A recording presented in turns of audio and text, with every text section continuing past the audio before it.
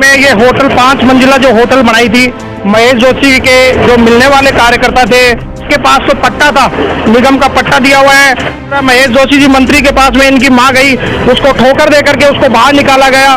किसने ठोकर? मंत्री ने ठोकर दी थी मां को? मंत्री जी ने ठोकर दी है, महेश जी ने खुद ने उसके ठोकर दे करके, उनके पैरों में पड़ी हुई थी उनकी मां, तो उसको बाहर निकाल दिया ठोकर दे करके। आपको जनता ने चुनकर जनता की सेवा करने के लिए आपको जिताकर सरकार में बैठाया है, बूढ़ी मां को ठोकर दे के बाहर निकालना तो वाकई ये बहुत बड़ा राजस्थान का दुर्भाग्य कि आप जैसे मंत्री इस राजस्थान में। महेश जोशी जी ने बैकडेट में इनसे लिखवा के ले लिया है, इसके खिलाफ अभी मैं देख रहा था न्यूज, उसमें बता रहे हैं महेश जोशी जी, मैं तो न जानता हूँ न मेरे पास आए भी होंगे तो मेरे को याद नहीं है। आप बड़े आदमी है, मंत्री हैं, उनको याद नहीं रहता। बोला मेरे को लिख के कुछ भी नहीं दिया गया है इनके द्वारा। पंडित ने उनकी शिकायत नहीं की है, इतनी बड़ी बिल्डिंग बनी है उसकी शिकायत नहीं की है, इनकी शिकायत की है। चांदी की टकसाल है, Raja Malka Talab, Kanwar Nagar, plot number 339A, Ramkishore Meena का मकान है। आप सोच रहे होंगे कि आखिर इस मकान की क्या खासियत है और हम इस मकान के सामने क्यों खड़े हैं। ये मकान आपको सबसे पहले अंदर से दिखाते हैं, फिर इस मकान की दास्तां भी आपको दिखाएंगे, क्योंकि अब ये मकान वीराना हो गया, सूना हो गया, इसका मालिक नहीं है। अब मालिक हमेशा के लिए दुनिया को छोड़ के चला गया है। मतीस दिखाएं, ये कंस्ट्रक्शन, ये बल्ली फंटे लग रहे हैं, कुछ निर्माणाधीन है, कुछ बनवाने वाले थे इसमें मकान मालिक। लेकिन ये मकान अब आप देखें, उधर छोटा सा मंदिर भी है, इसको भी दिखाएंगे। यानी कि ये साईं बाबा की तस्वीर भी है, और ये कोने में यानी कि पाठ पूजा का थोड़ा बहुत सामान रखा हुआ है। लेकिन अब ये इस मकान का क्या महत्व रह गया, समझ में नहीं आ रहा कि किस तरह से इस मकान की कहानी को हम सुनाएं, किस तरह से बयां करें इस मकान की कहानी को। हमारे साथ कुछ लोग हैं, हम उनसे बात करेंगे। लेकिन सबसे पहले मैं बता देता हूं मतीस कि ये राम प्रसाद मीणा का मकान है।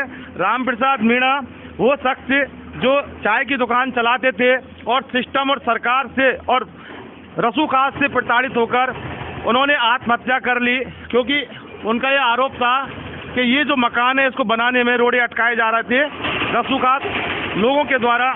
और उसके बाद वो एक वीडियो बनाकर 1 मिनट करीब 7 सेकंड का वीडियो, उसके बाद हमेशा के लिए दुनिया को छोड़कर चले गए। मामला बहुत गंभीर है। हमारे साथ यहाँ के कुछ स्थानीय लोग हैं, उनसे हम बात करेंगे। आपका नाम क्या है बताओ पहले? मान प्रकाश गुप्ता मेरा नाम है। उसका मामला क्या है सही से बताना। राम प्रकाश जी मीणा ने जब ये मकान का कंस्ट्रक्शन का काम चालू किया, उसके तुरंत बाद में ये होटल 5 मंजिला जो होटल बनाई थी महेश जोशी के जो मिलने वाले कार्यकर्ता थे, मिलने वाले उनके मतलब नज़दीकी आदमी थे, उस पर नगर निगम ने कोई आकर के, वार्ड के पार्षदों ने आकर के, किसी ने कोई आपत्ति नहीं करी। इस गरीब आदमी ने चाय की दुकान करते हुए ये जब भी अपना एक छोटा सा निर्माण करने लगा, इसके पास तो पट्टा था, निगम का पट्टा दिया हुआ है, उस पर अपना काम, उस पर जो कार्य कर रहा था निगम, उस पर रोज आकर के कभी गार्ड बैठा रही है, कभी इसको वापस टॉर्चर किया जा रहा है। महेश जोशी जी मंत्री के पास में इनकी मां गई, उसको ठोकर दे करके उसको बाहर निकाला गया। किसने ठोकर? मंत्री ने ठोकर दी थी मां को? मंत्री जी ने ठोकर दी है, महेश जी ने खुद ने उसके ठोकर दे करके, उनके पैरों में पड़ी हुई थी उनकी मां, तो उसको बाहर निकाल दिया ठोकर दे करके। और उसके बाद में ये जब अधिकारी आते हैं नगर निगम के, वो कहते हैं हमारे ऊपर से प्रेशर है विधायक साहब का, हम कुछ नहीं कर सकते, तो आपका निर्माण नहीं होने देंगे। हमारे पास महेश जोशी जी का फोन दबाव है, तो हम कुछ नहीं कर सकते। ये बातें होकर के उसने अपना जगह जा करके उन्होंने अपनी फाइलें दिखाई, लेकिन उसकी कोई नहीं सुनी। अंत में उसे परेशान होकर के आत्महत्या के लिए मजबूर किया। देखिए, महेश जोशी मंत्री के लिए मैं बोल देना चाहता हूं कि आपको जनता ने चुनकर जनता की सेवा करने के लिए आपको जिताकर सरकार में बैठाया है।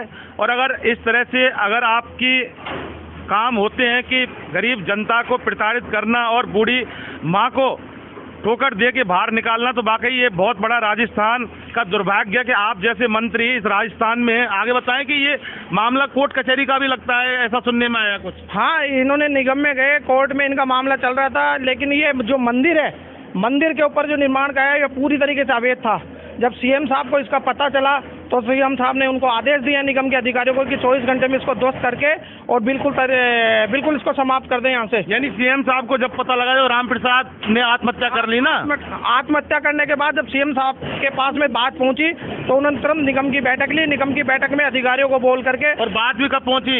जब ये धरने प्रदर्शन हुए, रसूखात के लोग आए, हमारे बाबा किरोड़ीलाल मीणा जब दिल्ली थे, उनको पता पड़ा इस चीज का। जब उसने अपना एक मोबाइल के अंदर रिकॉर्डिंग छोड़ी है, एक लेटर लिख के गए, उसमें सब 5-7 लोगों के नाम लिख के गए और बाबा किरोड़ीलाल से अपनी अपील करके गया कि मेरे घर वालों को, परिवार वालों को न्याय दिलाए। महेश जोशी ने बताएं, बोलो आपका नाम क्या है? नितिन मूलचंदानी, सामने रहता हूँ मैं बिल्कुल। अच्छा, और आपका नाम क्या है? मान प्रकाश गुप्ता। हाँ बताएं, आप बताएं क्या कहना चाहते हैं? महेश जोशी जी ने बैक डेट में इनसे लिखवा के ले लिया है। इसके खिलाफ भाई इन्होंने ये गलत कब्जा कर रखा है या कुछ कर रखा है, इनके खिलाफ ले लिया है रिपोर्ट। ये बैक डेट में लिया है अभी मैं देख रहा था न्यूज़, उसमें बता रहे हैं महेश जोशी जी, मैं तो न जानता हूँ न मेरे पास आए भी होंगे तो मेरे को याद नहीं है। हाँ, बड़े आदमी है, वो मंत्री हैं, उनको याद नहीं रहता। बोला मेरे को लिख के कुछ भी नहीं दिया गया है इनके द्वारा, जबकि पंडित से उन्होंने बैक डेट में सब कुछ लिया है कि ये प्रॉब्लम है। पंडित ने उनकी शिकायत नहीं की है, इतनी बड़ी बिल्डिंग बनी है उसकी शिकायत नहीं की है, इनकी शिकायत की है। पंडित ने इनकी शिकायत की है? हाँ, उनकी शिकायत नहीं की है। कब लिख के दिया था? बता रहे हैं 14-15 तारीख को दिया था। 2-3 दिन मैंने पढ़ने में निकाल लिए 13 तारीख छुट्टी में। महेश जोशी के पास क्या लिख के दिया था? कि ये अवैध है, इन्होंने गलत ले रखा है, मेरा कब्जा कर रखा है मंदिर। मतलब इनसे ही लिखवा लिया रामप्रसाद? नहीं, इनसे नहीं लिखवाया, पंडित कंप्लेन लिख के दिए महेश जोशी जी को। तो देखिए, मामला बहुत गहरा है और ये मकान अब वाकई सूना हो गया, इसका मालिक चला गया और बहुत बड़ा ये घटना है। और नहीं रहे रामप्रसाद मीणा और ये रह गई बिल्डिंग, ये भी टूट गई, ये मकान है, ये भी भगवान जाने इसका क्या होगा। लेकिन आदमी जो चला गया वो कभी वापस नहीं आ सकता। और चला भी क्यों गया? सरकार के मंत्री और रसूखात के लोगों से परेशान होकर और अपना एक जीता जागता एक सबूत छोड़ के गया है आत्महत्या से पहले। वो वीडियो, वो हमेशा जो भी आदमी उस वीडियो को देखेगा, रामप्रसाद मीणा की याद उसको आएंगी और रामप्रसाद का इस तरह से चला जाना उसकी कभी भी पूर्ति नहीं हो सकती। कोई भी नहीं कर सकता, चाहे मकान रहे या ना रहे, या मकान के ऊपर एक महल बन जाए, लेकिन रामप्रसाद मीणा की कमी कभी पूरी नहीं होगी। उसका परिवार अनाथ हो गया, उसकी बेटी, बोलने को शब्द नहीं है। इन्वेस्टिगेशन मीडिया के लिए मतीश पारिक के साथ मैं जितेंद्र शर्मा।